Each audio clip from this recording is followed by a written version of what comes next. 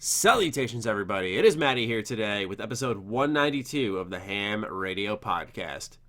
And it's me, Karak with ACG. We probably have one of our most booked lists of the year so far as we creep up to that episode 200. This is a week of leaks, reveals, teased reveals, news on important franchises. So we're going to have a pretty lengthy episode, I'd imagine, this time around. But before that, we have a new addition to our show. Now, we always do a little flick-a-buck jingle here, but what if I told you we took it a step further? What if I told you that last week when we were talking about getting a legitimate jingle, it actually happened within that course of time as Karak was freezing in sub-zero weather? Well, if you guys would like to support the Patreon, you can go ahead and, hold on. Flick-a-buck. It's probably so awkward on Karak's end because it's just dead silence for him. Yeah, that's good. If you would like to flick a buck, the jingle, look where your money's going. The show just got instantly way better. That's the best part of the show. It's highfalutin. I'm going to show up in a fucking top hat and a cane. And be, pip, pip, pip, pip, gentlemen. And so, if you'd like to support the show, you get early access to this wonderful podcast. On top of that, Patreon exclusive videos, Discord access. I'm actually considering doing a bit of a change, and I've seen a lot of Patreons do this, is adding like a producer section, so to say. So for some of the higher tier patrons, you list them kind of in a credit section at the end of videos because they're what makes content really happen. So I was thinking about adding that. So I'm going to look for some feedback in the Discord and as well as from you guys who are coming in. But anyway, if you'd like to support myself or Karak, both of our Patreons are down below. Please do check them out and give us both some love, keep the lights on and all that stuff. Anyway, now with that all out of the way, like I said to Karak when we got the jingle, I was like, man, the best part of the show happens right away. We're at a losing start every time now. But yeah, no shit. I digress. We will now start off with what I find the most exciting, Borderlands 3. It seems that a reveal for that is finally happening, long overdue.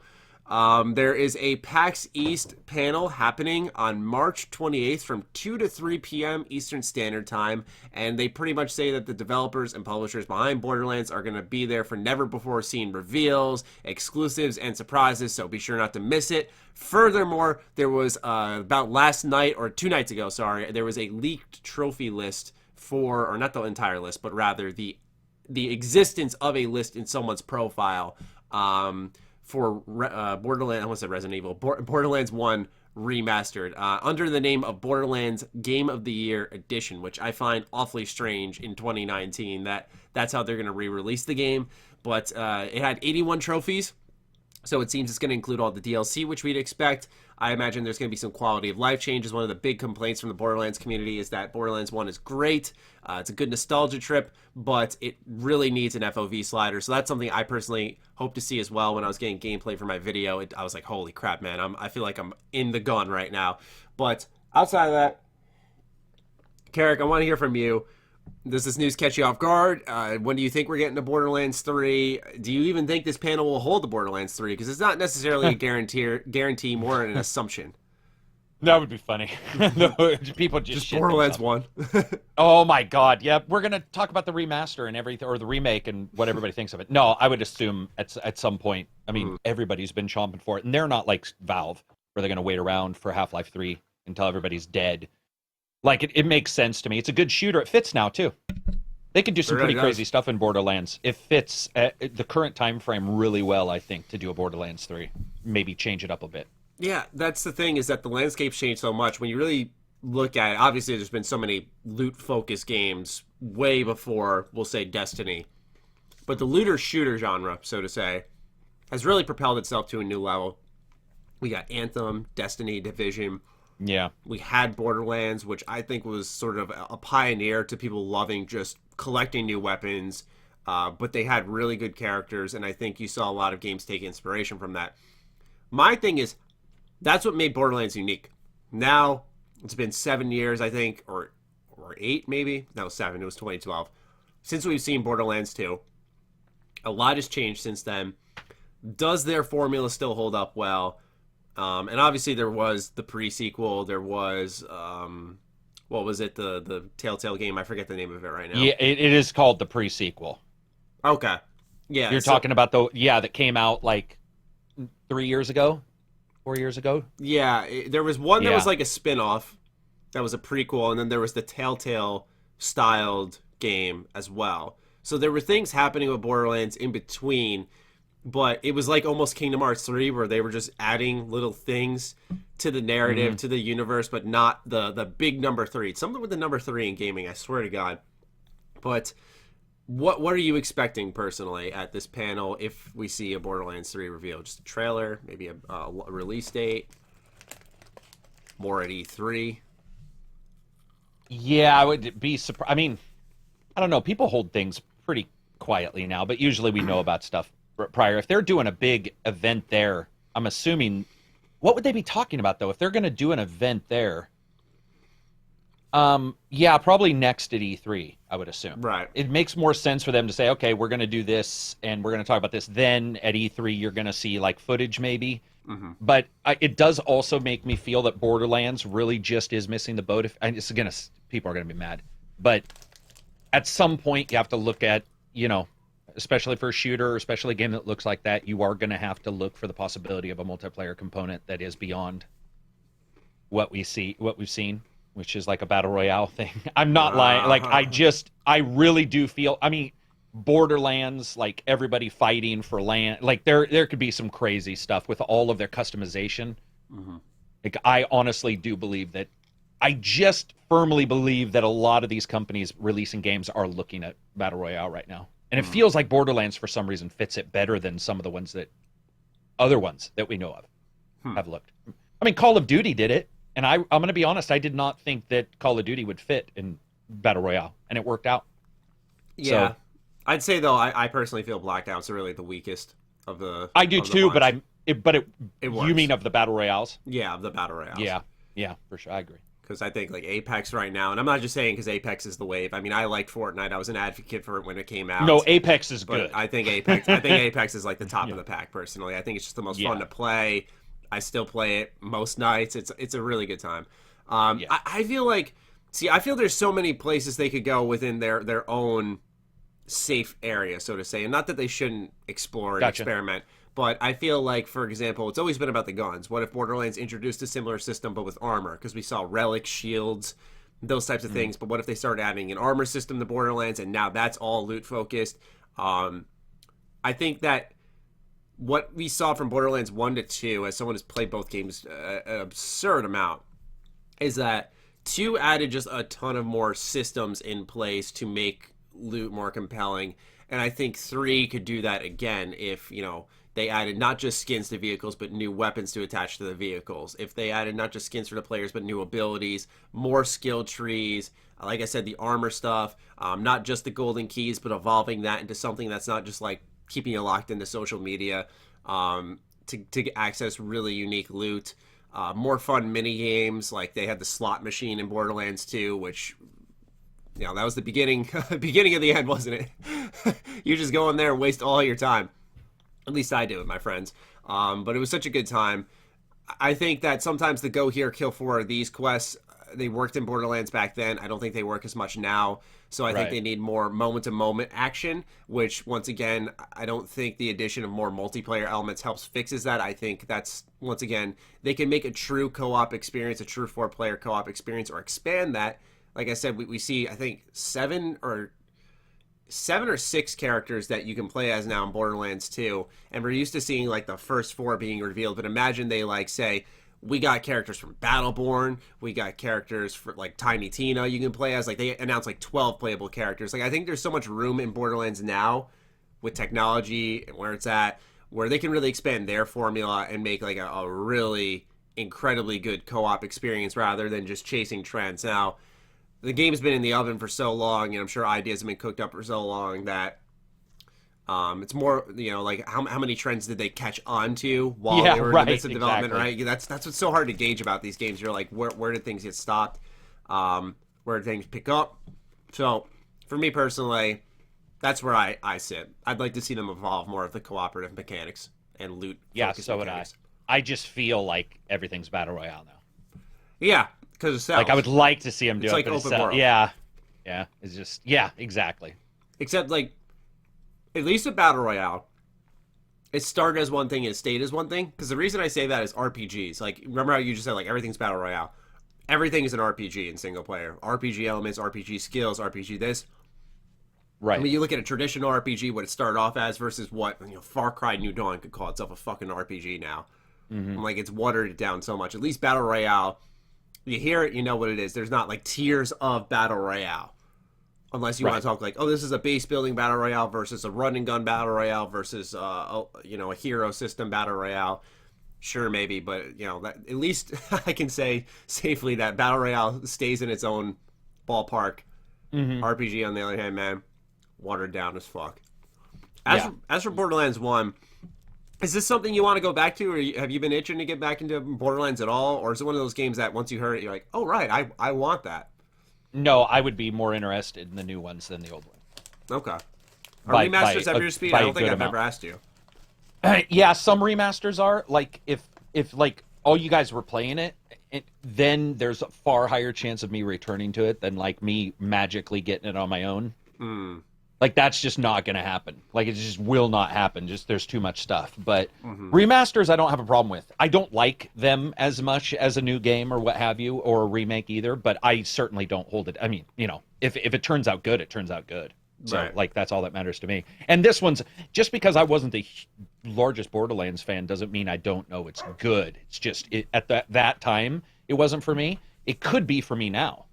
Like, that's another cool thing with remasters, I think, that we always forget, is that sometimes a game just wasn't for you at the time. I wasn't always into JRPGs. I wasn't always into strategy games, and it changes. And I was into sports games for a long time, and that's sort of fallen off. So, yeah, I'm open to it. Yeah, because it's funny you say that, because, when you see updates, I think a good example I can come up with is KOTOR 2 gets an update. Things are much shinier, better. I love KOTOR 1, favorite game of all time, but I think KOTOR 2 is like the better game nowadays. Another example of a game that got brought back from the past, I had another one, but it wasn't as strong of an example. Why do I want to say, I was thinking of like Dishonored. I think it's because they brought back the first one in Definitive Edition. And I was like, wow, that's what it was. I was like, this is the one I really enjoyed. As 2, I enjoyed a lot, but I didn't play it nearly as many times as 1. And you kind of learn stuff about nostalgia. I could actually say the same thing for Borderlands 1 versus 2. I played a lot of 2 when it first came out, beat it, did all the DLC as it came out. But then Borderlands 1 I went back to about a year ago for some videos, and I remember really just being grabbed by the world and story a little bit more, because I think it took itself a bit more serious. Which 2 had its moments, it did, but there was like Handsome Jack telling you he's going to kick you in the junk for knocking down his statues and stuff. So, you have those moments that break it up, which I think is a good flavor. Both sides have aged well, is what I'm pretty much getting at, but I appreciated 1 a lot more now than I did back then. Gotcha. And we should clarify, though, for folks that when we say remaster, that's kind of like your typical up-res, some quality of life changes. It's not along the lines of a Resident Evil 2 remake, where they're taking the game and building it back up from the ground up. Completely different things. A lot of people get remaster versus remake completely mixed up, and it's just technicality within the word. You're making the game. Master, you're touching it up a little bit here. Anyway, that's exciting stuff. March 28th can't come soon enough, at least for me. And now, move on to Pokemon. So, Pokemon. Sword and Shield got revealed. I'm dying to hear your thoughts, because I don't know where you stand on the Pokemon spectrum. We've never had a Pokemon talk, I think, on this podcast. Dude, Emerald was the last one I played. Wow. What did you think of Emerald? I really liked Emerald, but that was just in a different... Cool. Yeah, that was just in such a different time frame for me that I don't even know how to go about a Pokemon game now. Like, it's just... And I would say that any game that replicates that, I'm not... It's not that I'm not a huge fan of, it's that I haven't found one that probably, and I would assume Pokemon fans agree, that hasn't replicated it very well. So, like, I just, there's a lot of Monster Hunter or Monster Collection type of games.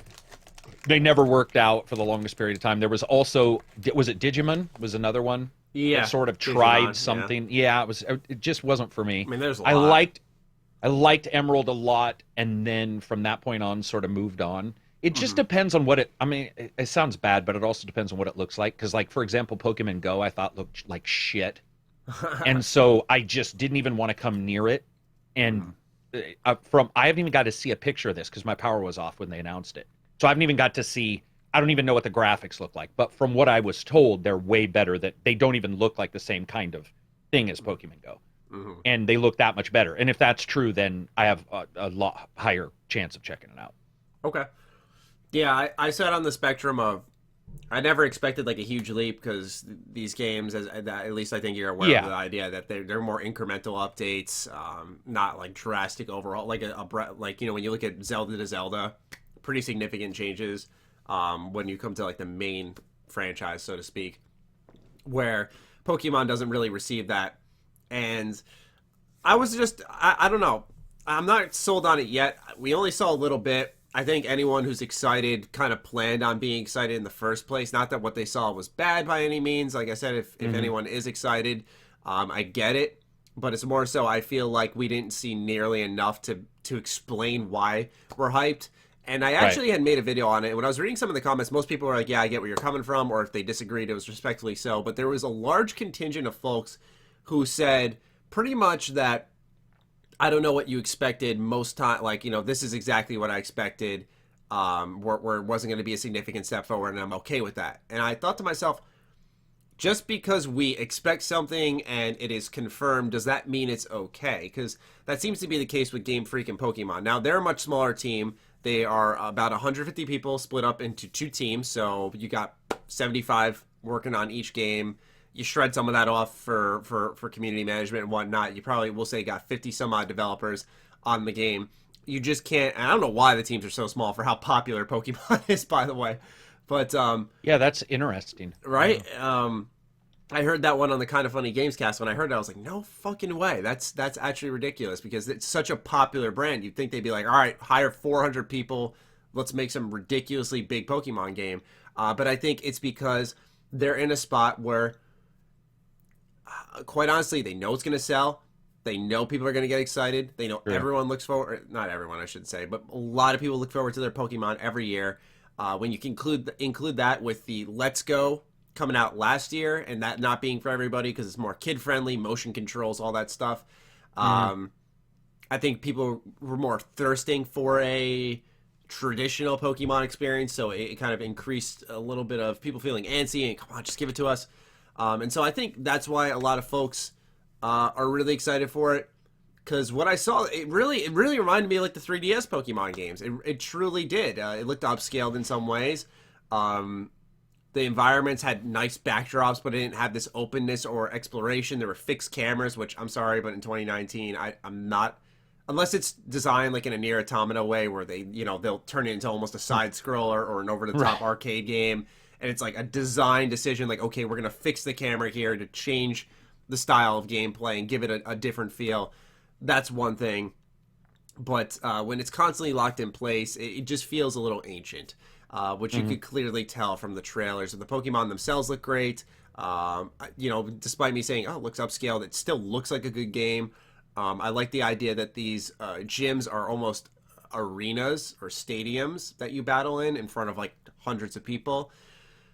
But despite all that, I just wasn't necessarily blown away. And I think it's because I need to see more, and I want to see the finer changes they make to the gameplay system. I've heard some leaks on them, like elemental switches. You can take out, let's say you have like a fairy-type Pokemon who's also Steel. Like, you can take out Steel and put in Water, and then start teaching them moves that way, which obviously kind of opens up the gate to all these mixing and matching you can do with Pokemon and sort of customizing your experience a bit more, which may sound simple to some, but obviously for hardcore fans, that's a really big deal that I could, I don't know, make my Squirtle start shooting fire out of his mouth, for example. I don't even know if that's possible, but it seems plausible based off the rumors that have come about. But other than that, this is coming from someone who, lifelong fan. I loved Sun and Moon. I really, really liked those games because I felt they listened and really tried some new things. And this game just looks like it's safe right now, right? They didn't really seem to take as big of a leap like, all right, we're on the Switch. This is Switch exclusive, which I'm sorry. I know Switch isn't the most powerful system, but it's more powerful than the fucking 3DS. Even the most powerful version of 3DS, it's still way more stronger than that. Yeah. And so it's like, I expected a little bit more than what I had seen. And what's awfully strange, now that I'm on a roll here about Pokemon games, is you see that they'll take these things from prior games. Like we'll see in Let's Go, the most recent one, you'll run around the world, and Karak, I don't know if you remember, but you'll see like a Pokemon following you along the way. And like they'll be your partner or whatever. But that's not in this version. Or in Let's Go, you'll run around the world and you'll see random Pokemon spawn, and they're ones that you can, bump into and then try to catch. Now they have random encounters in this game, so when you're running around, the screen just kind of flashes, and then boom, you're in a battle with them, which I miss, but it's like, why aren't the Pokemon in the world now, right? Like, it's... Gotcha. They've removed things and add things and tweak things. It's like, why don't we see what we've talked about in other sequels, where you have a system, you build on it, and then the next one comes around, and then you build on it again with some of the previous stuff there, or maybe mixed up a little bit. But it's like every Pokemon game, you don't know what you're going to get from what generation being thrown into the mix, and if that's going to receive any changes. I overall, I think I'm okay with it not... Well, yeah, I don't know. I was going to say I'm okay with it not making huge changes compared to like the older versions, but again, I think that's just me having not played anything in between. And so like if I was a fan from, who's been picking up their titles for a while, I might be a little bit more. It's almost like Far Cry. I've had people really enjoy New Dawn because they didn't play 4 or 5. Right? So they don't, you know what I mean? So, and I get that. I totally understand it even if I still have problems with New Dawn. But I could see Pokemon fans feeling the same way, being like, I get and that. certainly also if they have some aspect of the game that you're expecting, like the following trailing Pokemon and stuff like that, and them not being in there, but the ability to switch out elements being in there, I certainly can see why some people probably aren't at least as like jazzed as maybe they were prior to it being announced. Because you always assume prior to something being announced. We did it with Spider-Man. Remember, we had to actually tell ourselves to shut up because we were assuming so much stuff that we, in the middle of the podcast, we're like, we need to stop because we're just going to be unhappy. Like no matter what, we're gonna get past a certain point. I agree. Yeah, it's not even like, because I'm used to the Pokemon every year, so it's not like I get hyped. It's kind of, I guess the same thing with Dragon Ball, except I love Dragon Ball way more than Pokemon. But even Dragon Ball, I'm like, all right, it's another Dragon Ball game this year. Let's see what it is. That's the same approach I had to Pokemon. It wasn't like I came in like, okay, I want Breath of the Wild style Pokemon. I want huge open world. I want action battle systems. I want the whole fucking landscape change. Like, no, like that's the thing. I never went in with that mindset. I iterated that in my video, and I want to say it again just for those who are listening who maybe didn't catch that video, because I just feel like they could have opened things up a little bit more. Which, based off the trailer, I'm sorry, but for the first look, you saw like a narrow valley. You saw them running along like a side, like the camera is locked on the side as they run across a sidewalk in the city. You see them kind of walking up a hill, but the camera is like locked into place. It just seemed linear. I'm sorry, but in 2019, yes, you can have these fixed moments. You can have all these certain things put into place, but I think linearity is something that's gradually falling off a bit in exchange for some player agency, even if some say it's a myth. And I'm very surprised to see Pokemon's really not trying to hop on that a little bit more. And I'm curious to see maybe what they do battle mechanics wise to keep it refresh instead of or fresh, not refresh. Right. Because often, I was thinking in the car, let me know what you think about this, because you've played Persona 5. I was like, what's the difference between Persona, where you target the weak spot of an enemy, and it's satisfying to take them down, versus in Pokemon, where you target the weak spot, and it's almost like, okay, here we go, look, it's a water Pokemon, I'm going to use lightning, hit him with that, kill him. What's the difference between those two that makes it go, all right, I like Persona's combat more when they're essentially the same in style of targeting weaknesses and knocking them down. And I was wondering if it's because Persona, once you hit them with a weakness, they get knocked down, and then you can do an all-out attack, and there's phases for enemies. But I wanted to hear your thoughts, because that's where I was struggling. I was like, why do I have a problem with one battle system being the same, but Persona, which I put hundreds and hundreds of hours into as well, I'm fine with how it is. So I want to hear what you think about that. Well, I'm trying to think. So if it's just the combat system and they're that much alike, and we weren't talking about the rest of the game, I might say Mm-hmm. it could be the art or something as stupid as that, because everything to me is a combination, sound, art. Mm-hmm. But I'm actually, honestly, dude, I've never really been a fan of the Pokemon stories. So to me, when I go into the combat of Persona, I wanna do the combat, but I also like the story because they're goofy and they're weird, and there's like fucking teachers are being sex maids and stuff. Right. So you're like, forgot about what's that, happening? Yeah. So what happens with that is there's a tit for tat where I give up a little to get a little. And it's like, okay, I'm okay with this because there's this battle, because I know that when I come out, yes, I'll have to deal with a fucking cat, but I'll also be able to get to fucking have this crazy story. Where Pokemon, because I can't separate them enough to say that there's really that much of a difference with the combat system, but certainly I can say that when you inject it into a Pokemon game, I couldn't tell you one iota about the story of a Pokemon game. And I've spent many hours playing those, especially Emerald. So, but not even, and there's games prior to that I remember the story from. So there's nothing, but I do remember a lot of Persona. So I personally believe that you give up a little. I mean, it happens, right? You play a game and you're like, maybe the story isn't the greatest, but the combat's great. And so you're like, okay, I get this. And you explain it away, but I don't know if you separated the two in a video, let's say, and said, I'm going to explain to you the differences between this. You're probably right. There probably isn't much of a difference at all other than art, which I think somebody may like the look of Persona better. And that would certainly be me, by the way. Mm-hmm. Like if you said, here's a Pokemon and here's a Persona, I'm going to pick the Persona 9 out of 10 times. That just happens to be what I artistically like. So I want to see them on the screen. Gotcha. But that's about it. I would agree. I would say that I can't think of anything like off the top of my head where I'm like, oh no, they're definitely different. I think in fact they're pretty close to being the same. Yeah, I mean, obviously, I think Persona offers a few more layers. Like, you can pull out the gun, for example, shoot flying enemies. That they're weak to that. And there's, I think, like you said, there's aesthetic to it. There's delivery to it. I guess it was, like I said, it was just a car thought. I was just driving around. And I was like, man, why am I kind of like a little sour on Pokemon's battle system being the same, at least on, potentially on the outside. I'm just talking generally. Oh, are you still there? Yeah, okay, you're still there. Yeah. Sorry, just for a second, the internet dropped out. I will have a question for you then. Do you think maybe you're not burned out's not the right word, but so Pokemon we know everything about. I mean, mostly. So if I give you a joke, in fact, like people, IGN personalities are named after fucking Pokemon, right? So but Persona changes it up every single episode, or sorry, not episode. Every single game, there's a new Persona you may not have seen. There's how much stuff is added into Pokemon per episode, or per. Geez, I said episode again. Per game, is there a ton of? Because if there's not, I think what you're dealing with is more along the lines of been there, done that. Even if you change what it graphically looks like, still been there, done that.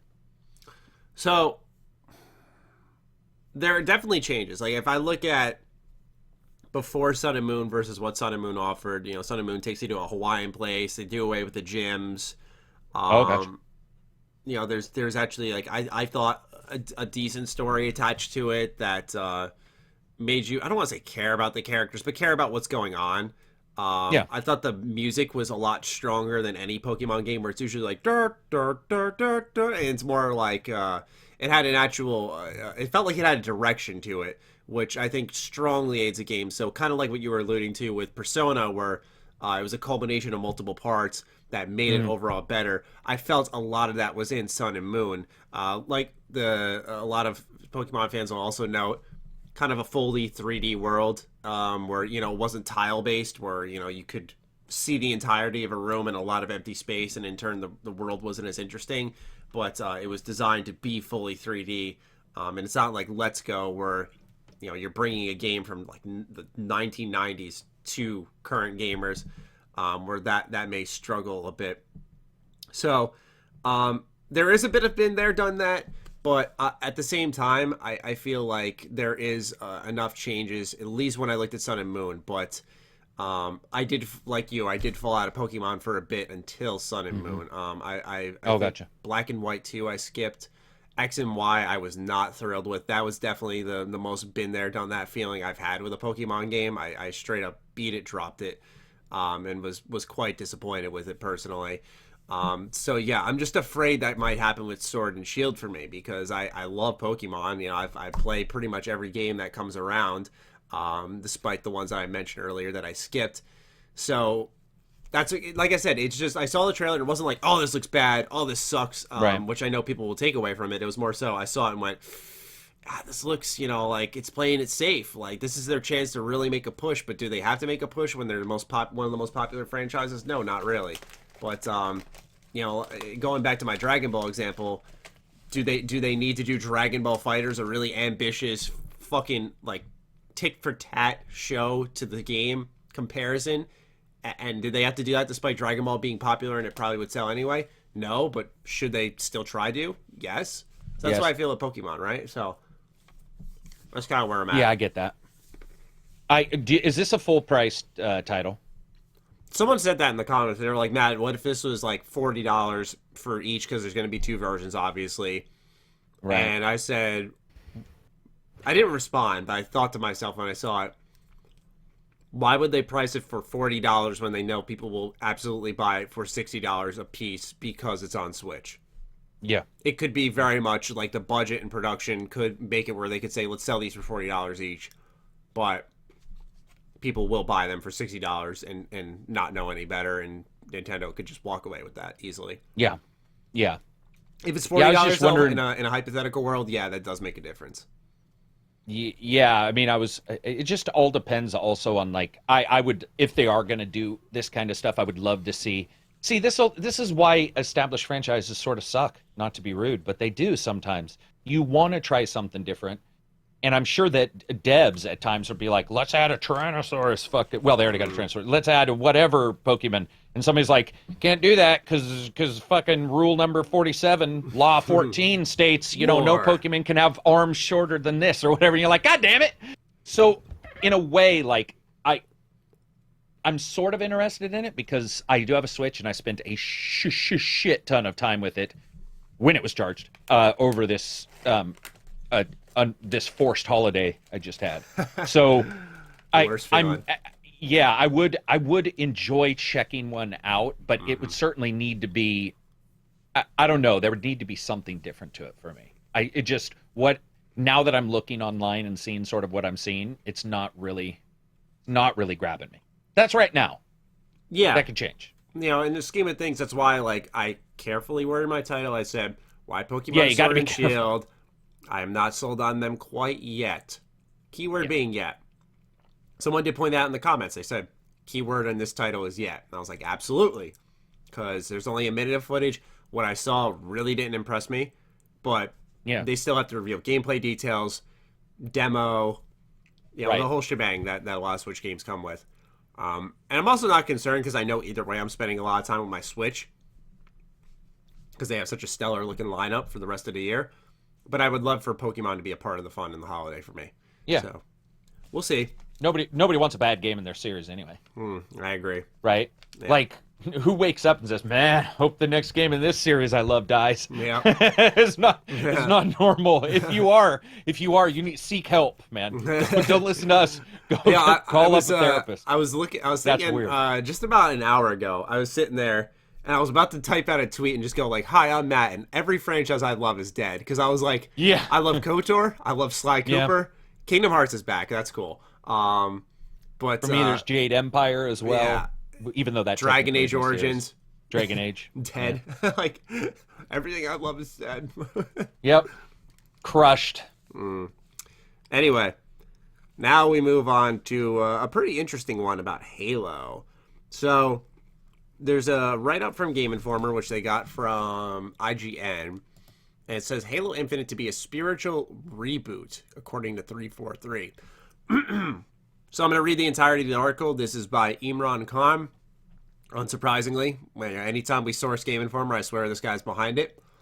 Shout out to Imran. So as part of IGN's Unfiltered video series in their continued talk with Bonnie Ross, head of Microsoft's 343 Industries, a little bit was talked about Halo Infinite. The next game is in the venerated first-person shooter series, has already been announced, but Microsoft hasn't talked much about the new game. Ross indicated that 343 wanted to go in a new direction with the game. During the interview, Ross indicates that the studio is thinking of Halo Infinite as a spiritual reboot after getting their legs stable on the 2 previous games. Interesting. There's been a lot of introspective time to reflect on what's done as 343. Where have we made mistakes? Where have we hit it right? What does Halo mean to all of us? That trailer for Halo Infinite we did is what Halo means to the studio. Maybe it took us 2 games to get there, and I think we've done good things and bad things. But what does Halo mean to us? It's about hope and wonder and heroism and humanity and community and bringing a community together. That's what that trailer is, and that's what we want to do.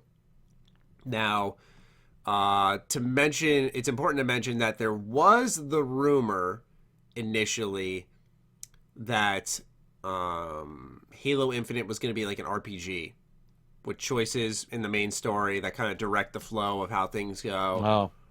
That came out alongside the rumor of Game Pass coming to Switch and Microsoft revealing 2 consoles come this E3. So what do you think about them saying Halo Infinite is going to be a spiritual reboot, which essentially, they kind of gave a big shebang on like heroism and humanity and hope and all that stuff. But obviously, what do you feel that means for the game? Because my takeaway is kind of a going back to the basics, taking out the ADS, that type of stuff. What do you take from that? I think it's a bunch of bullshit. I fucking hate it.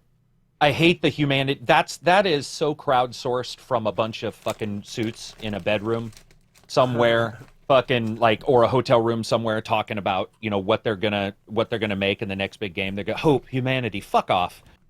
Halo. That's not even the original creators of Halo didn't think that.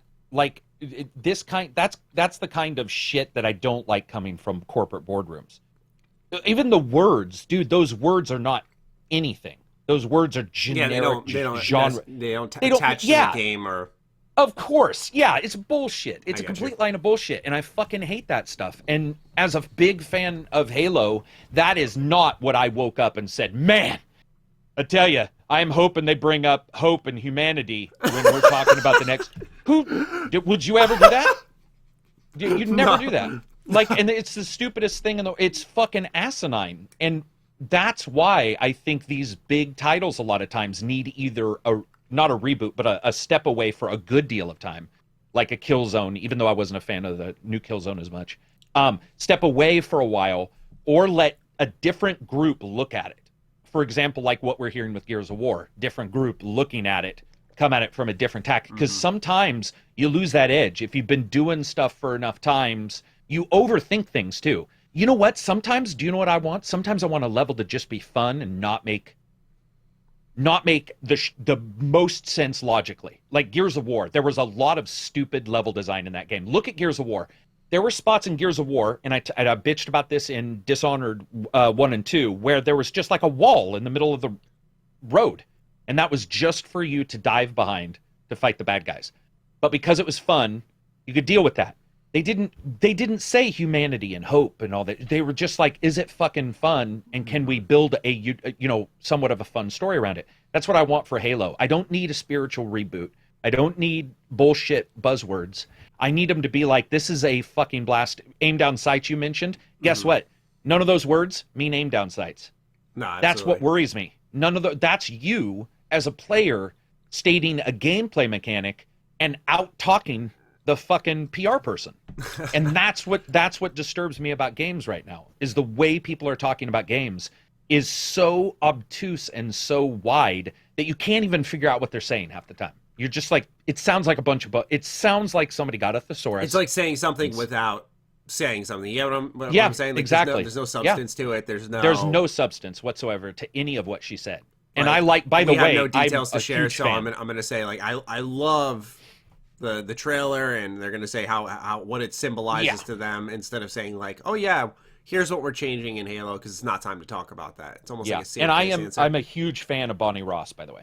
I mean, like, massive fan. And prior to her, Asian lady, she amazing programmer. Her name was I think she's still working. Oh, she was one of the original creators of the new engine for 343. Oh, what was her name? Oh, I can't remember. But anyway, I think technically, like, though, and producer wise, they're fine people. Absolutely. They just, it's just like Ferguson for Gears. Like, at some point, I'm like, dude, step the fuck off, and get a fan in there, or get somebody in there who's got a little edge to them. That's like, we don't need to recreate the wheel, but we do need to return the gameplay. We see it in movie sequels too, where the sequels lose their edge because they try to get. Once you grab 1 million people, what happens? You try to figure out 1.5. And by doing that, I think a lot of people make concessions. So it's like, oh, we got 1.5 million people to buy the sequel. How do we get 2 million? We'll make a couple concessions here and there, and pretty soon it's just crowdsourced to a general audience. And also, general audiences are not what I consider diehard audiences who will play your game forever. I think one of the biggest issues we're running into right now with games is general audiences. Because general audience bounces in, boom, they're out. Mm-hmm. They're in, they're out. They're not going to stick around to look at what happens in 6 months. They're not going to stick around to see the new skins or the monthly DLC. Or they're fucking Assassin's Creed, then it's Far Cry, then it's blah, blah, blah, then it's blah, blah, blah. And so they're like mini reviewers in a weird way, except with no ability to critique. So, I don't know, man. I'm just nervous about it because, dude, it's my favorite fucking series, and 343 has shown that they absolutely have no fucking clue when they did Master Chief Collection. I've lost almost all confidence in them. Almost all of it is gone. Scares the shit out of me. Yeah, I get that because I liked 4. Obviously, they botched Master Chief, and 5 multiplayer I thought was solid fun still to this day. But holy crap, that story was a legitimate embarrassing for probably one of the series that pioneered fun shooters having good campaigns. Exactly. And so, you know, I agree with what you said about this article. And it's strange because you have Coalition, who worked on Gears 4, and I never read anything they said about when they first revealed their trailer, like, this means gore and guts and chainsaws or whatever the fuck. Right. But they did such an excellent job with that game all around. Like, story, multiplayer, horde mode, evolving the franchise, bringing in new interesting characters, using old ones intelligently. I thought, and that's coming from like a non-diehard Gears fan, I thought that was such a great game. Whereas with Infinite, I don't get what's so hard. I think it's like almost, have you ever overthought something to a point where that's exactly what I think you literally have to step out and just go, okay, this is simple. I just got to do this. Yep. I think they're doing that with Halo, where like literally, hold on, I'm going to count. In this quote, by the way, okay, this is what they actually said. Hope, wonder, heroism, humanity, community, bringing community together. That's 6 fucking things that they mentioned that this game means that none of them really, I've never thought of with Halo. Maybe hope, bringing hope to the universe. But none of those have I ever fucking considered when I'm like, I want to play Halo 3. I'm going to hop in and experience some hope, wonder, heroism, humanity, community, and bringing my community together. No. So I think they're just overthinking it. I legitimately think they just looked at it and are just thinking, you know, what did Bungie, those masterminds, do to make Halo such a great game series? And it's like, dude, just do what you did kind of with Halo 4, just better, I guess. Because Halo 4, they introduced like new, somewhat interesting antagonists. They introduced a new set of weapons. And you could build off of that. And especially with what happens in Halo Wars 2, I won't spoil it. There's room for an interesting plot to be told in Halo Infinite. Now you're adding the possibility of Infinite with RPG choices. And maybe I'd imagine, you know, upgrading weapons. I feel like that's kind of synonymous with a first-person shooter taking an RPG route. It seems like an ambitious take. So based off the rumor, which I think has nothing to line up with what they're identifying Halo as. Yeah. Does that sound like what the franchise would actually need? Like, would you be excited about making a choice in a Halo game and taking a certain path? Nope. And the original creators, if you ever hear them talk about why they created Halo in the first place, it was to get a good shooter with good controls on. Once Microsoft got them to make on the Xbox, it was to basically make an otherworld shooter, and then later to make it control well on a console. But their original idea was to make a shooter. It wasn't hope or fucking greed or whatever the fuck they're saying. Like, and I just don't think they know. And another thing is this: if you if you say those words, you could say them 100 times, and I would never actually be able to draw real parallels to Halo. Other than, like you said, hope, I would say bravery or heroism and hope, maybe. Mm-hmm. Even though I think heroism and hope are very, very much tied together as core principles. But overall, it's not at all. I don't care about the RPG elements. That to me is selling it to the current open world. I need an open world. I need an RPG. I need a skills perks list fan base. And that's not, and by the way, I've liked a lot of the Halos later. So it's not like I'm magically going to hate this game. It's just, I'll like it for what it is. But at least what they're explaining right now, it certainly is not climbing up my list of, wow, I can't wait games. Mm-hmm. Like, in fact, it's on my list of, okay, games. Yeah. It's just like, I'll get to it whenever, maybe. Yeah. And kind of the list of, like, I'm just shutting off all attention I'm giving to this game and we'll wait to see gameplay. Yeah. Like, there's that switch in the brain, I swear, for games. Like, I have, like, 5 million switches for all these games that I see. And there are games I'll flip the on switch. All right, I'm paying attention. Fuck you. You're at E3. And just shut them all down. Well, yeah, I mean, if it turns out well, that's like, I'll be the first one to be right on it. But all of this stuff is not, is not personally selling to me at all. Yeah, it just seems like they don't have a good grip of what makes their franchise great, which is not a good sign. So they're trying something new. All right, moving on.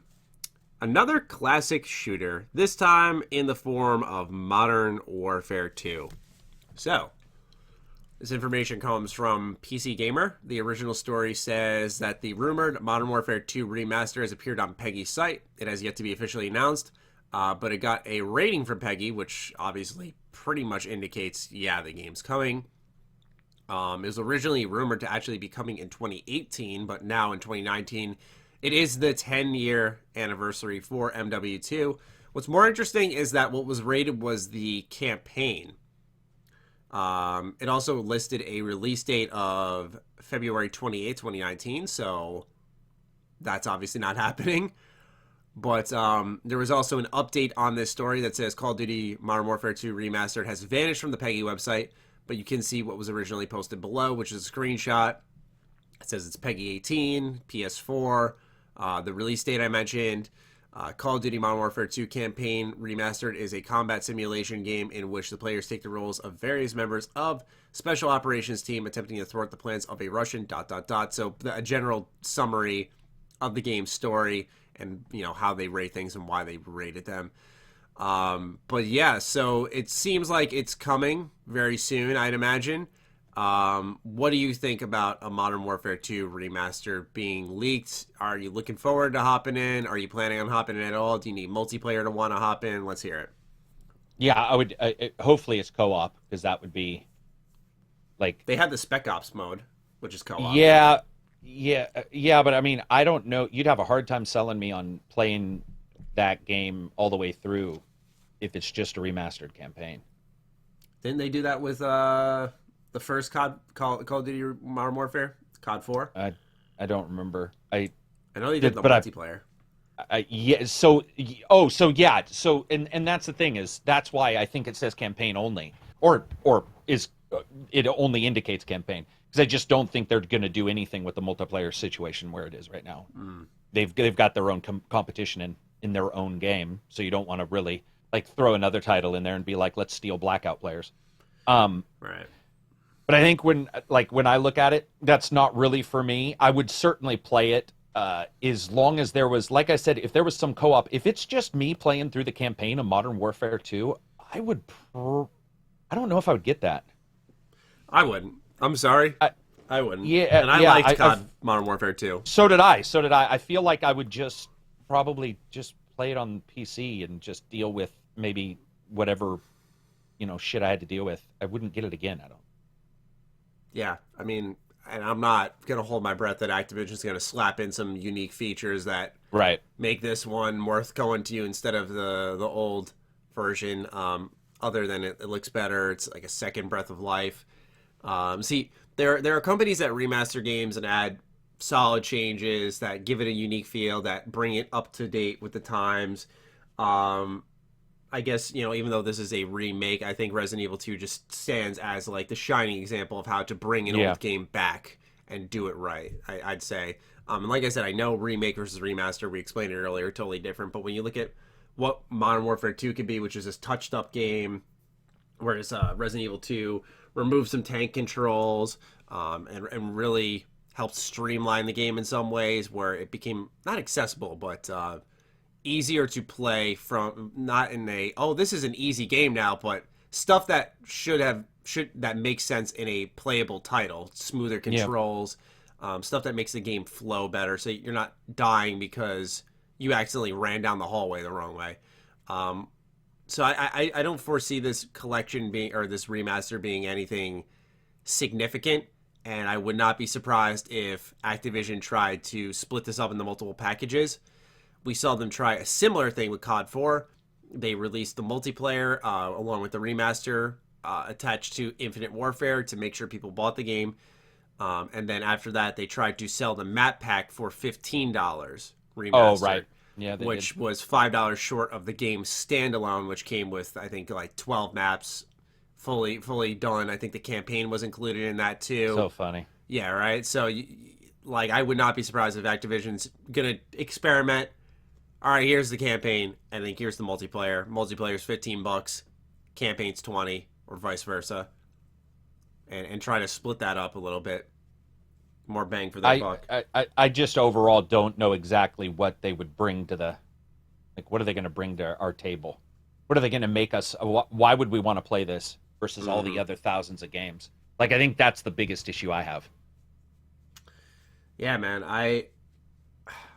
That's the thing, is I just feel like nowadays with companies and making games, a lot of it comes down to not worrying about what's happening around you. Like, well, what is X, Y, and Z doing? Because there's just so much to track. It's such a fast-moving industry that chances are they're like, let's just release this here. This seems like a safe area now. If it doesn't work out, it doesn't work out.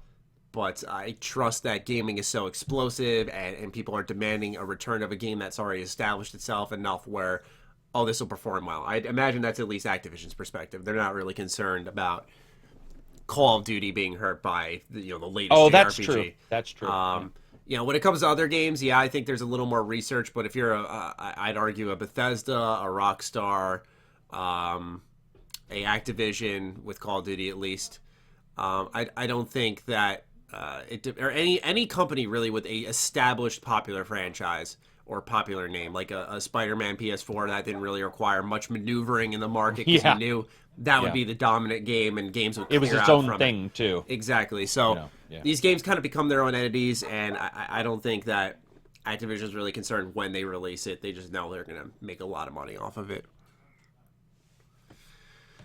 All right. Let's see. Dogs. Quiet. Sorry.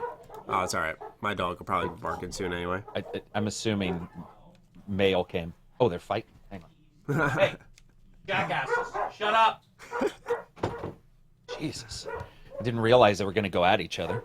They both wanted the mailman. They're like, he's mine. We got next Sinking City, a game that you put me on watch for. Fuck yeah, I can't wait. Yeah, I kind of skimmed through the trailer a little bit. It seemed to me like a investigation style game with a much higher budget than most titles in its genre, so to say. Does this, like I said, I know nothing. You were just like, we were DMing each other, exchanging topic ideas, and you're like, Sinking City looks good. Like I said, I watched the trailer real quick. So does this originate from anything? Is it a new IP? Who's making it? Like I said, I know nothing. So, man. Frogwares, did you do the Sherlock Holmes games? No. I've been curious about them. I watched Are you kidding me, I watched one of your Matty? reviews on them, and I was like, this looks solid. Oh, dude, Sherlock Holmes Crimes and Punishment is fucking one of the best games, man. And so those developers are making a Cthulhu game. So it's based in the Hellboy Elder World kind of, like, Cthulhu monsters living in space. Fucking, gotcha. Yeah, I saw and then coming to Earth. Creatures and stuff, so... Yeah, and so this one is basically completely hands-off. So the entire game, no quest markers, no plot points that you can find on a map. It's all listening to people talk, and it's an open world or open city, and it's trying to figure out why these mysterious events, the floods, the mutations on people, why they're all occurring. That's why you see in the trailer him talking to what looks like a frogman, because that's one of the creatures that exists in the Cthulhu mythos. So the entire game is based, the Sherlock Holmes games have always been based on figuring out puzzles by going in almost a pin board, like CSI Miami kind of thing. So you post up like a 3x5 card that says, Matty was here, Matty was murdered. And then it'd be like, well, Karak saw Matty at Starbucks at 8:30. And then you have to go and you have to figure out, did Karak do it? And you have to draw lines until you figure out the right answer, or the answer you think is right. What's going on with this one is it's all about figuring out the mystery of why these crazy things are going on in the city. But at the same time, you can make the wrong choices, and so those people will go away. You basically are a private investigator trying to figure this out. Wow. So you can basically arrest them, and then they go away, but then you can find out you were wrong. And that's what Sherlock Holmes Crimes and Punishment was about. You could make the wrong decision. You could be like, oh, it's for sure Joe Bob murdered somebody in the fucking foyer with, a hammer. And you're like, oh, shit, it wasn't that guy. It was this. They looked like it was that guy, and then that comes back to bite you. But this is an open city game. So it's like the entire city is that way. And again, there are no quest markers. You have to figure everything out on your own. So there's no hand-holding, which I don't know. I've bitched about this in the past, saying if you want to do that, you need an easy mode or a story menu mode where it's like, let the people who just want to experience. Normally, I would say it's going to be hurt because of that. I would say with this kind of game, if you had a story mode, it may not be there might not be a lot going on because of the way you're going around this town collecting clues and trying to figure out who did what. There is combat in it. There's puzzles. There's a mind system. What do you call it? Insanity points. Basically, you go insane, you start seeing hallucinations. So the more insane you go, the more hallucinations you see. This is all sort of Cthulhu standard stuff. But it's by Frogwares, who've made the past ones. They made Sherlock Devil's Daughter, which wasn't a good game. But other than that, I would say they're fairly solid B, the B maker kind of game that we've liked in the past, your vampire. That's a magic word. Yeah. Oh, dude, Sherlock Holmes is vampire level, if not better than vampire. Like Sherlock Holmes Crimes and Punishment is a premier game. Like that game is, there's a reason why you hear everybody, like a lot of times when you're talking about games, you'll hear it come up a lot. It's funny because I'm scrolling through this article about, which I'll mention in a sec. It's by Eurogamer, and they actually at one point say, having recently got to play Frogware's excellent Sherlock Crimes and Punishment, I've been impressed by its ability to create a sense of open-ended freedom within the fixed framework of each case that makes you feel like a crime-solving smartass as you gather clues and tease out your own leads. So can you get like a case wrong? Can you fuck up? Yeah. So in that game, they were a little bit more like cases. Sherlock Holmes is like the case of the mysterious Joe Bob. And you're like, okay. So this one's a little different. The entire case is the Cthulhu mythos and what's going on in the city. But yes, they in that trailer, they for sure say you absolutely can like say, oh, this person, maybe murdered somebody, because you're investigating a bunch of different things that have happened in this town. Gotcha. And so you're not only investigating the flood it's a New Orleans mythical town, basically. It's like it's fake New Orleans. Gotcha. It's flooded. That's why you use a boat to travel most places, because you're in like their back alleys using a boat. Yeah. And then you're constantly trying to figure out who's spreading the Cthulhu, like who's the cultists, who are the evil guys. And yes, you absolutely can say this guy's evil and find out that he's not. That's one of the things they said is they are for sure making it, and it won't be instant. It'll be later on. So you'll be like so you'll be like, case closed, bitch, walk away. Case closed, bitch. Yeah, you're like, this guy murdered this dude, and then you're going to be walking around, and maybe a guy will be like, when I murdered John, and you're all, oh, fuck. Yeah. I thought Melissa did that. And then now but you can't go back. You like now know. And again, no hand-holding. Just the idea of it, again, it's a B level game. I don't think anybody should expect amazing stuff. The gun fighting does not look good in it. They showed him like looking like a piece of stone moving left and right. And I was like, that's not for me. But the game's never really had that. Those developers have not made a game where that's been a major thing. So hopefully it won't be a bunch of it. But to me, this is what Cthulhu should have been, because Call of Cthulhu was ultimately disappointing. It was still a game, but it was disappointing. This looks And remember that Frogwares was hired to make Call of Cthulhu, then they were fired, then they made this. Where the other developers who made Call of Cthulhu now were not the original developers making Call of Cthulhu. So different. So they hopscotched each other. Yeah, so this is actually the culmination of them being fired. This is and them deciding we're gonna make a mythic Sherlock Holmes, which to me, I don't know if you know this, but Amazon's a lot, so I didn't know if it was like a direct tie into that. It's universe. direct. Okay, so you have to play previous ones to. Nope. There's a ton of books. There's about 40 novels where Sherlock is in real life. You can go to Amazon and buy novels where Sherlock is investigating. For whatever reason, people think the two feel right together. So you can buy like full novels where Sherlock's investigating the Elder Scroll or the Elder Gods. So this is not necessarily brand new to have him like looking into, or a character like him looking into the Elder Gods. But you don't need to play any of it. They said that they were gonna start you out new because you're trying to figure it out. So you're probably like somebody like me who knows Hastur or the King in Yellow, these weird names, you know, Yib Sub Niggurath or something like that. They're not going to require you to know those. That'll all be stuff you'll learn. They won't also require you to have any Sherlock knowledge. They said that's not what it's about. So when you go in, it will introduce you to the gameplay, but they said that there will be what's going on is it's almost like a no HUD, or almost like you have no quests chosen like it's in a game, if that makes sense. Hand-holding, kind of hands-on. Yeah.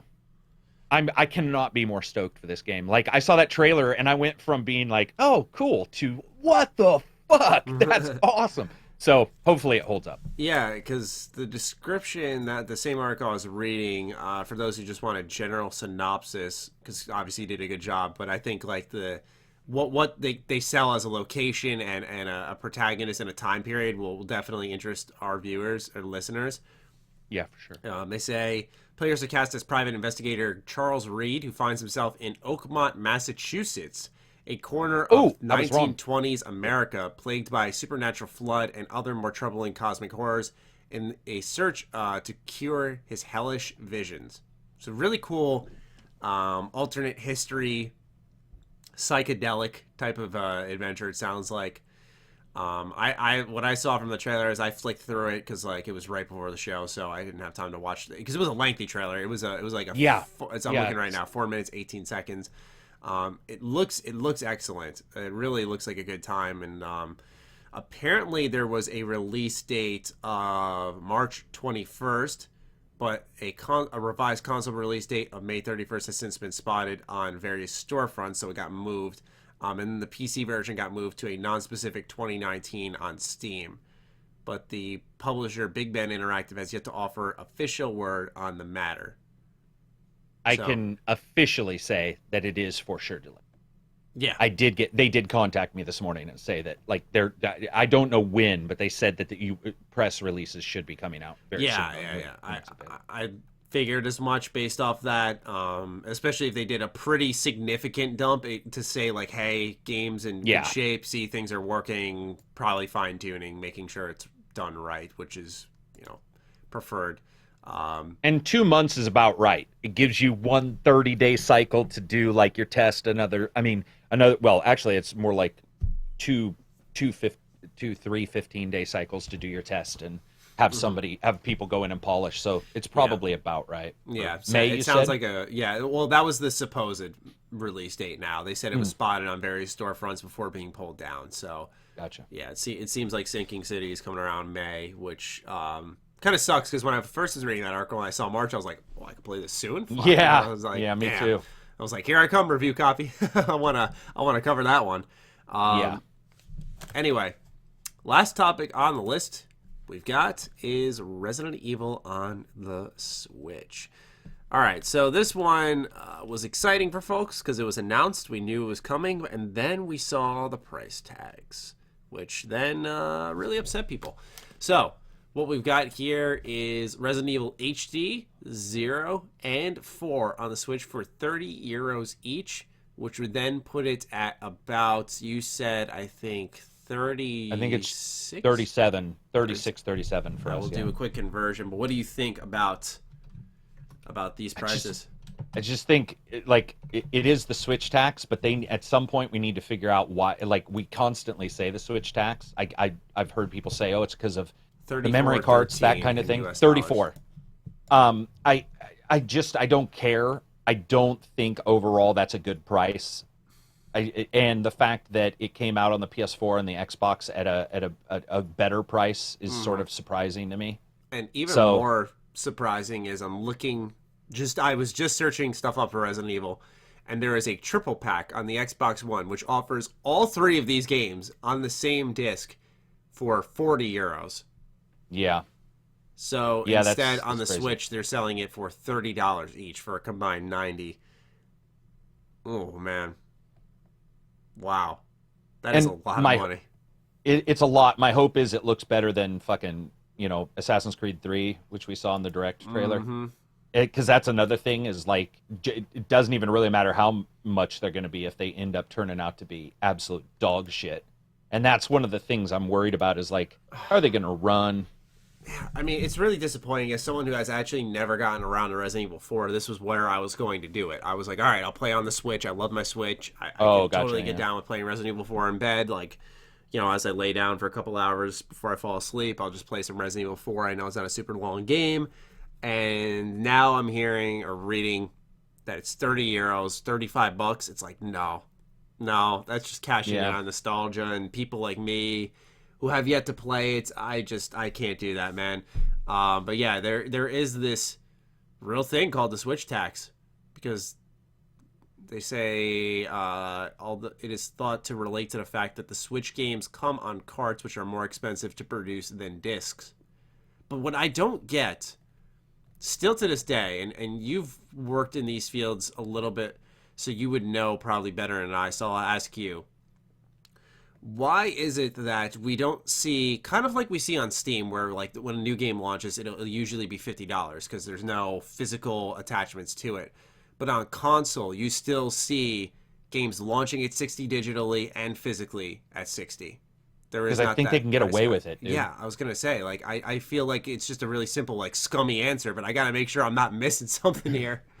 No, there's, so I will say that, the one developer, what was his name? Shit. It wasn't Derek. Might have been the guy for Avalanche. Okay. It might have been the guy for Avalanche we had on the podcast. He did say that when you do digital, one of the issues, if I remember right, has to do with how your certification and patching is. Like, everybody, how did that go? It was like, if you do physical, the expectations are different than if you're digital, physical, or just digital. And I think it's like if it's just digital, Microsoft may move you up. You may pay more for support, like for certification support. I could be wrong on that. There was something odd that had to do with digital that made me go, oh, maybe that makes sense that it costs $2 or $3 more. Not as much as we're paying, but, $2 or $3. Right. Like, makes sense. But I think other than that, dude, it's just a practice of there's no, who's going to hold them accountable? Like, right? Because gamers are Twitter, but gamers are already accustomed to paying 60. So they're more worried about micros and stuff, I think. So it's kind of like what I said about Pokemon earlier, where I was like, why would they charge 40 if they could, even if they'd probably get away with 60?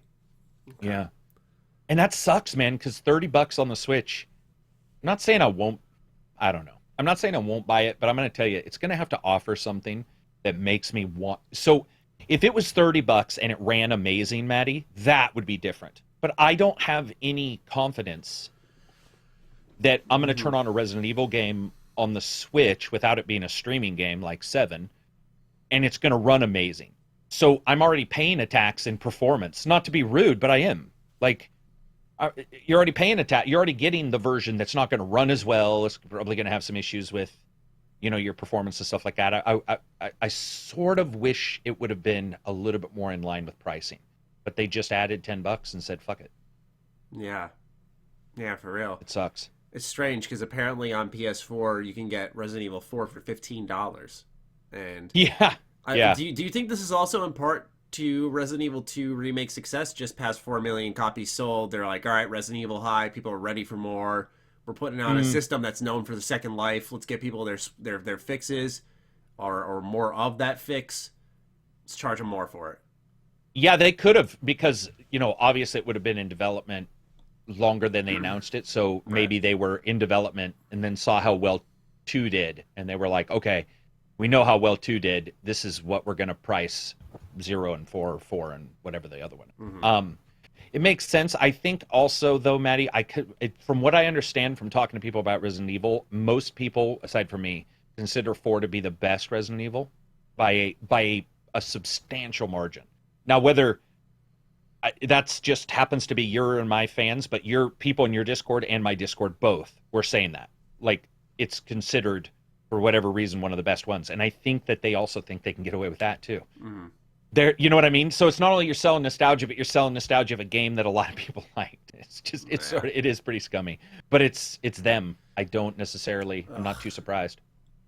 Man, it's deflating because I said this on a stream a couple of weeks ago. I was like, the strange thing about gaming is I think people get so frustrated because it kind of conflates what is one of the most fun things you can do with your spare time. That's just unapologetically good stuff versus you see some like obvious suits making shit decisions because they see the dollar symbols and they're not people who play games, clear as day, which you understand like their purpose, why they're there. Like when you apply to that position for that company, they don't go, how many times have you beat Resident Evil 4 and on what difficulty, right? They're like, how can you make us the most money? What is best for our business? Who understands the market the best and how to maximize profit? And so it's just this constant mismatch that will forever happen, I think, because you're not always going to land a Phil Spencer who's like ahead of Xbox, who also, I'm not saying Phil Spencer makes every single call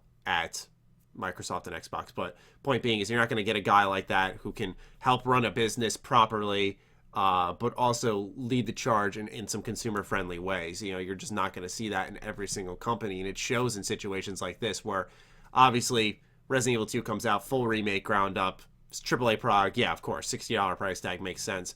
No one questions that, but when you see like a Resident Evil 4, you see probably Capcom looking at the sales, like I said, for 2. All right, people want more Resident Evil, make them pay for it this time. Nostalgia's a bitch, isn't it? And then you either have a situation where I imagine a lot more people than they're willing to admit will suck it up and go, you know what, all right, fuck it, I'm buying it. I want to play Resident Evil 4 and I don't want to wait. That's exactly it. But also, it's when you look at this and you feel like how depressing it can be. It can also be amazing, but it is depressing because you see somebody like a Phil Spencer and you're all, how long did it take him to get to where he is? Does it take a maturity that doesn't show up until you've been in the industry for 20 years for you to embrace the lack of almost like for example, if you've owned a PS4 for a long time, sometimes you see an Xbox and you're like, or a PC, and you're like, because you've been around that ecosystem for so long, you're like, is there a little something strange out there, as the term goes? So it's I don't know, man. Like it just seems odd to me how these guys get in charge, but at the same time, it doesn't. Like it's sort of I don't want to think about it too much because it depresses me, but. It's also Capcom, which I'm going to be honest, I don't think Capcom knows. I feel like Capcom doesn't know their ass from a fucking basket, man. Like when it comes to numbers, dude. But really, I mean, they're the ones who tried to say the Resident Evil 7 didn't sell. They're like everything. I was waiting to see Resident Evil 2 disappoints Capcom. Yeah, no shit, right? I'm waiting for it because everyone's like, man, Resident Evil 2 crush somebody's nuts if it's but that's the thing. Like you can't bank on Capcom like understanding that stuff. Like, and I'm not saying the people, so the people don't think I'm attacking the people. I'm not even saying the people. I'm just saying it's almost like as a company there's a disconnect, and we see that disconnect here in the pricing, where somebody's like, this pricing is okay, and well, it's not really technically okay, right? At least to me. It's interesting because Resident Evil 7 sold 5.1 million copies, and we have 2 which just crossed 4. I think it's a line just to be called a disappointment to Capcom if history suggests anything. Capcom on Resident Evil 7 sales, sometimes it's not just about commercial performance. Let's see. While we have shareholders to appease, it's not just about commercial performance. Turns said, there's an artistic element that always comes in where we know this is the right way. And while if we compare Resident Evil 7 to 6, the absolute numbers are not the same in terms of profitability, it's completely fine. It ticked all of our boxes internally. It was really well received, and in some respects gets some very good reviews. Score counts as much for Capcom as a game that sells millions and millions and millions. We'd prefer a game that got a 9 and sold less than a 6 but sold more. I thought it said 6 is a bust and sold more. I was like, wow. Wait. Yeah. Okay. Isn't I that see. like the polar opposite of what we were just talking? What the? That's the polar opposite of what they said originally. So my assumption is that it's that guy is not the same guy. You know what I mean? Like, I was just or about to one say. was. That's why I was like, who? Yeah. That doesn't even make any sense compared to what they said when 7 came out. Also, I think you and I had this discussion on one other game too, where we were going one way, we heard something else, and when we investigated, we found out that it was like a completely different. It was like a completely different group, and we like one was saying we're not happy, blah blah blah, and then the other sort of adjusted it later into a more, I guess, digestible form, and that's almost what feels like they're doing here, where they're all, no, it was okay. Also, I think it's a line of bullshit that they'd rather have a 9 that sells less. I'm just being honest. I agree. I think as artists, you probably don't care, but if you're the guy who's like, making money for the company, it's probably not the thing that thrills you the most. Well, not only that, Matty, but he said a 6, which, yes, I understand that right now a 6 is considered not great. In the scheme of 1 to 10, a 6 is actually still, well, a D or a C, let's say.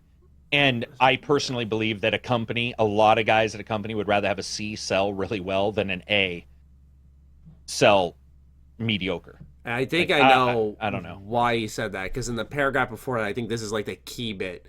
Capcom Europe COO Stuart Turner noted that while Resident Evil 7 sold less than 6, which is fucking insane at that point in time, this was actually, hold on, let me just highlight when this was written. August 6th, 2018. So pretty well after the fact. Keep that in mind. So while 7 sold less than 6, it was just as profitable due to lower development costs, and in the end, its critical success, plus it being the kind of game Capcom wanted to make, made it worth all the while for the company anyway. So how crazy is that? It made just as much money as 6, despite, and it cost less. I mean, I know 7's a shorter game. So that's interesting, because originally they said 7 cost more because of VR development. Yeah, like, I think some people are changing narratives.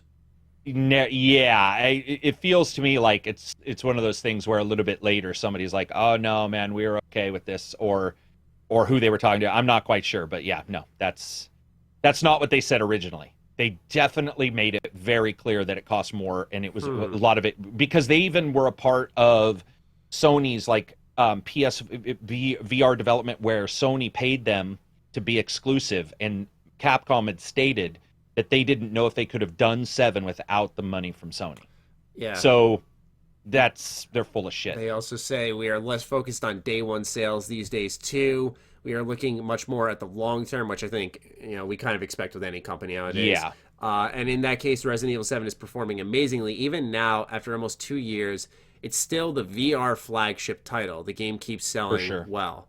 So because you mentioned VR and how maybe that upped the cost, so do you think maybe, I don't see, you play maybe over time they've now made it, and now they're above a certain amount. I was gonna say, because do you think, is the VR market big enough now to make up that kind of difference, so to speak? PSVR is as big as all other VRs combined. Okay. Yeah, that makes sense. Yeah, and I think they're at 3 million. Wow. And I'm gonna guarantee you that almost all of those 3 million probably have Resident Evil 7, because it is that good as a VR title. Yeah, it's the full game, right? It's the full game. It's like Ace Combat, except the full game, where Ace Combat was amazing, but it was just a couple missions. This is the full game in VR, and it works well. It's a little dark, but it works well. So yeah, I have a feeling what's happened is it's a little like after you date somebody and it was a bad time, and then a year later you look back on it and you're like, it's pretty good. It was okay. Yeah, it wasn't so bad. She beat me, but that's okay. Because your life is good now. You're like, all right, I can admit it. Because your life is good now. Yeah, you view it from 1,000 yards. Because, dude, that's not what they said. That's not what they said. No. I remember distinctly, and we had news articles that we read where they were definitely not happy at the time with it. So that's great that it's done well, though. I think I'm really excited that that's continued to do well, because I would love another VR game. Yeah, and I think that explains why they were so quick to start asking fans if they want to see a Resident Evil 3 remake like 2. I think because, 7 turned out in the long run to not be as disappointing as they initially imagined. Right. And then you do 2, which now 4 million copies plus sold. They're like, okay, 3 could either do better or around the same. If it does around the same with the same investment cost as 2, I think they'll stand to profit once more and make another solid product. So yeah, I think that all makes sense and explains why Resident Evil is really having a resurgence over at Capcom. Yeah, I mean, dude, Wow. like 2 is fucking, like, what a success story. Like, I mean, I'm glad 7 is, but 2, surprisingly, it's just good remake. It's just the weirdest things, because I googled Resident Evil 7 sales, right? And so let me just read you some of the headlines, and it'll explain to folks why Karak and I are so hooked on this, and also why we're kind of confused. Because first one is Resident Evil 7 is now Capcom's 5th best-selling game ever with 5.1. This was April 7th, 2018. Scroll down a little bit. There was the article I just read from Capcom, Stuart Turner, August 6, 2018, about sometimes it's not just about the commercial success. April 9th, 2018, Resident Evil 7 sales lowest in main series since 1999. And then after that, IGN, Resident Evil 7, and this is April 9th as well, okay? Same fucking day. Resident Evil 7 passes, sales past 5 million units worldwide. And then after that, Resident Evil 7 is well below sales expectations. It sounds like 10 people are talking, and doesn't then, it? What in the mother of fuck? April 6th, so 3 days, holy shit, 3 days before, what? 3 days before it was reported that they were not only the lowest in the main series, as well as 5 million units worldwide sold. It also says, April 6th, from comicbook.com, Resident Evil 7 is now the 4th best-selling game in the series. There's so much contrasting data here. That just... What? Yeah, I mean, that's why I was certainly confused, because that's, like, obviously at one time they were saying one thing, which is good. It's good that it probably, you know, maybe they weren't expecting it to sell as well as it did, as quick as it did, and it sort of caught up faster than the PR could keep up. Mm-hmm. You know, faster than their PR could describe, which is cool.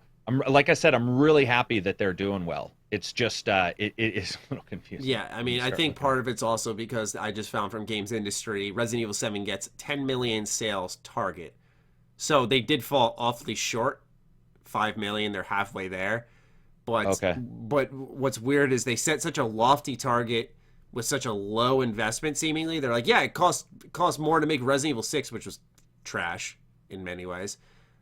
Very content rich, though, which is why I understand how there was a lot of money spent on that product. But yeah, so there was a 10 million sales target. It turned out to be one of the best selling in the series. I guess they wanted to be like the best, because maybe they believed internally it was something special, but there wasn't this high investment. So I think what we learned from all of this research is there is a difference between a company saying we missed a sales target versus this didn't make us as much money. Yeah. I think that's ultimately, it's wording. And timing on the different comments, obviously. I think so, because the comments stick around forever. Mm-hmm. So, shout out to everyone who stayed this late. You just had a wild lesson, I think. I find that fascinating, personally. Yeah, it's pretty crazy. Right? It's pretty crazy to sit through and just realize, like, especially how they can slowly change their mind, you know, over, like, and obviously... Just like one statement after the other, just popping out. Yeah. A lot of it can, for sure, have to do with, you know, how, who you talk to, too. For sure. Yeah. Like, I think that definitely makes sense. Absolutely. Well, that... 10 million is, sorry, 10 million is what you said? Yeah, 10 million was the initial target. They targeted 10... Okay, this is, last thing, this is what confuses me. This is what came up last time. Okay. When they sold Resident Evil 7, there was only 800,000 PS4 PSVRs. So they Jesus. planned on selling 10 million copies to whom? Because if you ignore the VR section, which we know they paid, that Sony paid to keep that exclusive. Right. There was also about half as many PS4s. So I think what happened when we talked about this last is we looked at the percentage they would have to sell into on the PS4. So looking at your total allotted, how many PS4s are out there, what do you sell into? Numbers can matter a lot if you only have 500,000 people with your console and you sell to 50%. You're like, dude, we sold a lot technically to the number of people we had available. Gotcha. But what's weird to me is who the fuck were they selling to? Because remember, the PC version was delayed. So, like, who were they? How were they thinking they were going to get 10 million when, like, people none will of buy this makes consoles for our game? Yeah, maybe. Only thought I could have, really. Yeah, because timing-wise, that doesn't make sense. And then, yeah, so, man, a lot of consoles. Fuck. Yeah. Dude. Yeah. Or because Or 10 million is an insane amount. Do you think maybe they saw other games around them and thought there's going to be a huge surge of consoles, X amount of people are going to own it this time, and by then maybe we can sell up to 10 million? I don't. Yeah, or maybe they I mean, they didn't explain it, but maybe they should have also put a time on the 10 million, like in 3 years. Okay, well that changes everything. If versus when you and I think covered this, couldn't have been a year.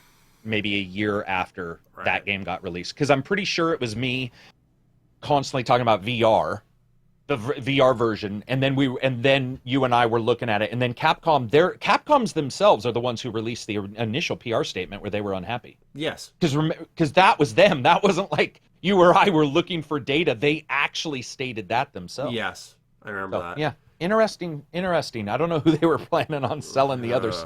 5 million, right? This just solidifies our theory that they have the worst projections in the entire industry. Worst. Hands I down. just don't even know how they even come about them, but it's amazing in a weird way. It really it's is. certainly amazing. Well, that's got to be one of my favorite finishes to an episode of all time. That was some fucking Yeah, it was wild ass ride. Karak, thank you so much for joining me.